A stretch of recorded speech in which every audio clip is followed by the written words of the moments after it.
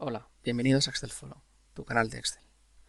En el día de hoy veremos cómo, con una sencilla fórmula, conseguir separar una cadena de texto basándonos en los separadores existentes en ella. Es interesante porque en Excel siempre han existido funciones para unir o concatenar distintas celdas en una sola. Por ejemplo, la misma concatenar, más adelante salió concat, o más recientemente unir cadenas, que me permitían precisamente esto, a partir de distintas celdas, concatenar una única cadena de texto. Pero de momento no existe en la hoja de cálculo una función para tal cosa.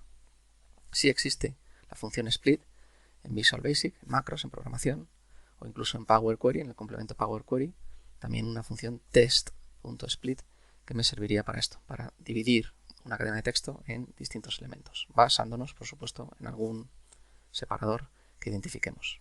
En mi ejemplo, pues una barra vertical. La función en cuestión, la fórmula en cuestión, lo vemos aquí, es muy sencillita.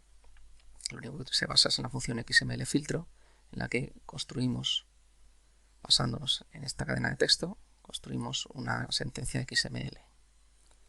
Si lo vemos, si la sacamos de contexto, le damos aquí, por ejemplo, para copiarla y pegarla, pues veremos que se nos construye una sentencia XML completa con sus etiquetas de inicio y fin según corresponda. ¿De acuerdo? Identificando cada uno de los elementos como en este caso una etiqueta dato con un principio y un fin. Lo interesante de esta cadena XML es que la función XML filtro lo que consigue es, con este segundo parámetro, extraer en una lista, ¿de acuerdo? Extraer en una lista los distintos elementos que nosotros marquemos. Si hago lo mismo de antes, saco de contexto esa fórmula, esa parte de la fórmula, la función XML filtro, pues vemos que efectivamente cada uno de esos elementos se lista verticalmente, en este caso, esos elementos. Como no los quiero en vertical, sino en horizontal, pues lo único que hago es aplicar la función transponer, como se ve aquí en este ejemplo. Y listo, ya podemos copiar y pegar hacia abajo y veremos que nos funciona perfectamente. Como curiosidad, simplemente si en este contexto existe unos símbolos, como por ejemplo el menor estricto, pues veremos que la función falla, puesto que esa apertura de etiqueta, ese menor estricto, lo entiende como si fuera un inicio de etiqueta y por eso falla. En estos casos lo ideal sería sustituir por el nombre de HTML de este símbolo, que sería